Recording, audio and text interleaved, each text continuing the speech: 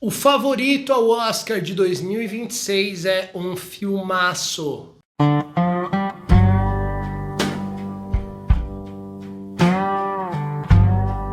Eu estou falando de Uma Batalha Após a Outra, ou One Battle After Another em inglês. O filme do diretor Paul Thomas Anderson, inspirado no romance Vineland, de Thomas Pynchon. É uma obra fantástica que entrega tudo o que você pode esperar de um candidato a Oscar.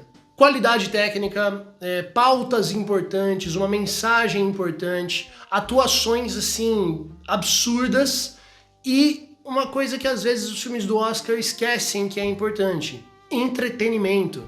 As 2 horas e 40 minutos de filme podem assustar algumas pessoas, né? Pode gerar aquela sensação, putz, lá vem outro filme de Oscar chato que não acaba nunca.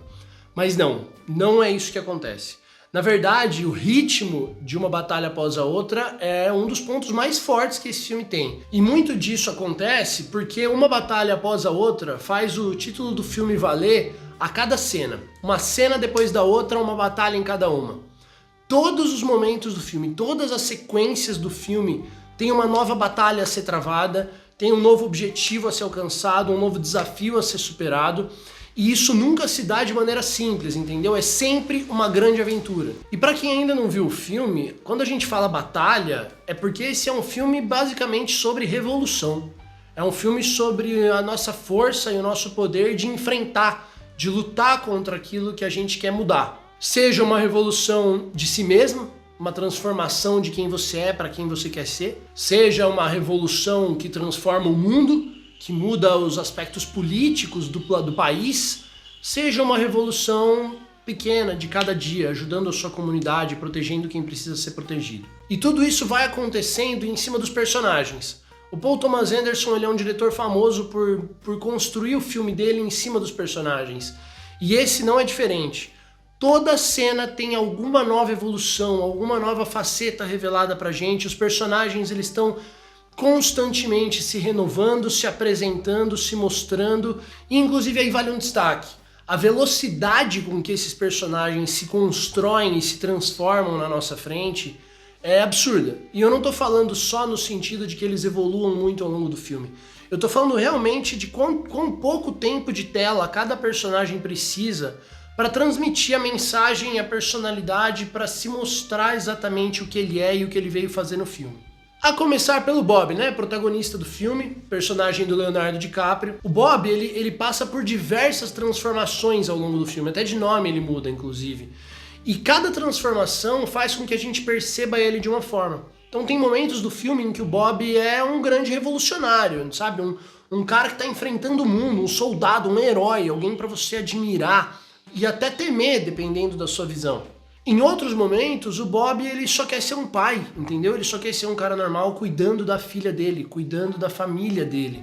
Em alguns momentos, ele só tá tentando garantir a segurança de quem ele ama. E em outros momentos, o Bob parece um velho paranoico, constrangedor em alguns aspectos, até meio degenerado, sabe? Ele em alguns momentos do filme, flerta com um lugar em que a gente ridiculariza ele, em que ele parece uma figura vexatória. Então são muitas formas de ver o mesmo personagem e cada cena vai construindo ela de um jeito. A gente vai falar um pouco mais disso já já. E muito do motivo pelo qual isso funciona, é claro que é a atuação do Leonardo DiCaprio, né?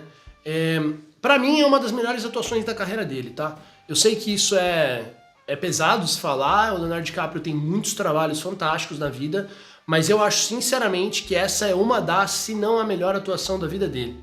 O que não significa necessariamente que é o melhor filme da vida dele, tá? Mas o Leonardo DiCaprio não é o único que consegue fazer isso com o personagem, entendeu? Isso se espalha para praticamente todos os personagens importantes do filme.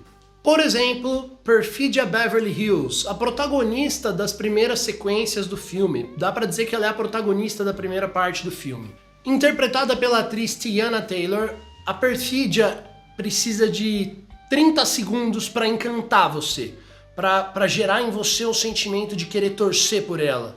Só que ela também leva pouquíssimo tempo para desconstruir isso. E novamente, é uma grande atuação, mas não é só sobre como se interpreta, é sobre o que o roteiro propõe para o personagem. Tem mais um exemplo. O Benício Del Toro é outro ator que teve uma performance maravilhosa no filme, mas eu acho que é também sobre a construção do personagem. Então o Sensei, por exemplo, que é o personagem do Benício Del Toro, em pouquíssimo tempo de tela, com algumas ações, com alguns gestos, com algumas pequenas coisas que ele faz, ele consegue deixar uma marca gigantesca no filme, entendeu? Talvez um dos personagens mais interessantes do filme. E mesmo personagens que são apenas complementares, como o Billy Goat ou a Deandra, eles conseguem em pouquíssimo tempo de tela transformar a gente, transformar o filme. E mais do que isso, mostrar quem eles são. Nenhum desses personagens que a gente está citando passa batido por nós. Não, é muito claro quem eles são, por que eles estão ali, qual a importância deles para a história. Eu acho que pouco se fala da capacidade de dirigir um ator, e eu acho que o Paul Thomas Anderson ele é fantástico nisso.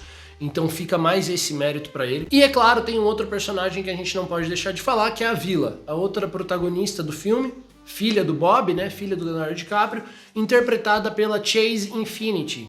Se você já assistiu Acima de Qualquer Suspeita, a série da Apple TV, talvez você já tenha visto alguma coisa especial na Chase. Mas esse filme é uma revelação dessa atriz. É a estreia dela nas telonas e é uma interpretação assim de encher os olhos. Sério, ela vai muito bem no papel da Vila. Vocês podem esperar porque vai ter mais filme, vai ter série, vai ter projeto muito grande vindo com essa atriz no centro, porque ela com certeza chamou a atenção de Hollywood. A Vila é outra dessas personagens que vai se transformando a cada cena. Ela começa o filme como uma adolescente que tem vergonha do pai, e ela termina o filme como uma revolucionária a osso duro, assim. Então é um arco muito completo e que não parece grande demais, sabe? Não parece um daqueles arcos inexplicáveis, não. Dá pra ver a cada momento como ela vai deixando de ser quem ela era para virar quem ela é no fim do filme. E em um filme cheio de personagens que se transformam tanto, nada melhor do que um antagonista que contraponha tudo isso, né? Um antagonista que seja incapaz de se transformar.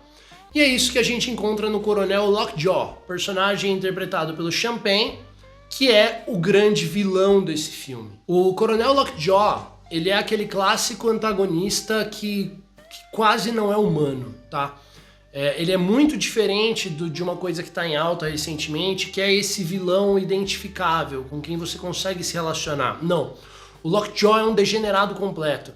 Ele é imoral. As motivações dele são deploráveis. Você só odeia ele e pronto. E mais do que isso, ele é incapaz de mudar. Ele é incapaz de evoluir. Tem uma passagem de tempo gigantesca no filme. Ele passa por traumas imensos. Ele vê a morte de frente várias vezes e ele não muda uma vírgula. Ele é aquilo. Essa estagnação desse personagem, desse antagonista, ela é muito importante para a mensagem do filme. Uma Batalha Após a Outra é um filme que, dentre outras coisas, foca no fato de que os vilões são os mesmos, as batalhas são as mesmas, os problemas são os mesmos. A gente tem muita dificuldade de transformar socialmente a nossa volta. E o Lockjaw, ele representa isso como ninguém. Ele tem mais poder, ele cresceu na cadeia de comando, mas a batalha é a mesma. Inclusive, o fato dessas batalhas serem a mesma é uma coisa que é trabalhada de uma maneira interessante no filme. As interações do Lockjaw com os outros antagonistas do filme, né, com os outros personagens que compõem com ele um grupo de vilões, elas chegam a ser estranhas, elas flertam com o dark comedy. Para quem já assistiu Infiltrados na Clã, do Spike Lee, tem uma relação similar em que você às vezes é tão deplorável, é tão horroroso o que você tá vendo, que você às vezes não consegue levar a sério. E a forma como eles falam também é ridícula, é patética, então gera uma sensação de, pô, não é possível, será que isso seja real? O filme chega a flertar com o absurdo. Eu acho que tem mais um ponto que vale a pena tocar em Uma Batalha Após a Outra, que é a capacidade que eles têm de manipular expectativas. Eu vou soltar mais tarde um outro vídeo que vai mostrar isso também um pouco mais em detalhes, mas é impressionante como esse filme consegue te surpreender. Toda vez que você acha que sabe o que vai acontecer, ele te coloca uma coisa diferente na frente. E isso tem tudo a ver com aquilo que eu falei de cada cena ser uma grande batalha. Dentro dessas cenas você tem inúmeras viradas, então quando você acha que o cara vai ser pego, de repente ele não é e de repente ele é. Então assim, você nunca sabe exatamente onde as coisas vão parar. E isso é muito interessante, porque torna a experiência muito mais divertida, te deixa mais conectado, e não é necessariamente um filme de plot twists, tá? Não é que a trama do filme mude completamente, são as pequenas batalhas. São essas pequenas aventuras que vão sendo imprevisíveis e que vão te deixando conectado àquilo para que um filme de 2 horas e 40, no fim das contas, seja zero cansativo e na verdade você nem veja o tempo passar. Mas é claro que nem tudo é perfeito no filme, como em nenhum filme seria, né? E eu acho que vale citar uma crítica em específico que vem sendo muito debatida na internet, que é quanto à personagem Perfídia Beverly Hills. Essa personagem, ela flerta em alguns momentos com uma estereotipação. Ela é um pouco hipersexualizada e a gente não tem contexto suficiente sobre ela para entender as ações dela, para entender por que ela age como ela age, para entender a personalidade dela, que é muito grande, muito difícil de se entender. Então, não ter desenvolvido tão bem essa personagem, que é tão importante para a primeira parte do filme, acaba sendo sim um problema. E eu acho que parte disso acontece exatamente porque o diretor quer também que a gente veja essa personagem como os outros personagens do filme veem. Ninguém consegue entender muito bem por que ela faz o que ela fez.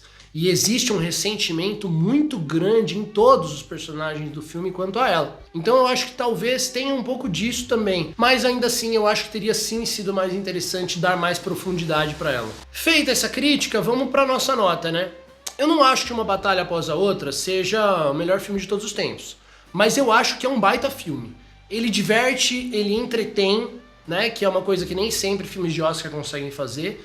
E ele faz isso sem dever nos aspectos que costumam ser importantes ali.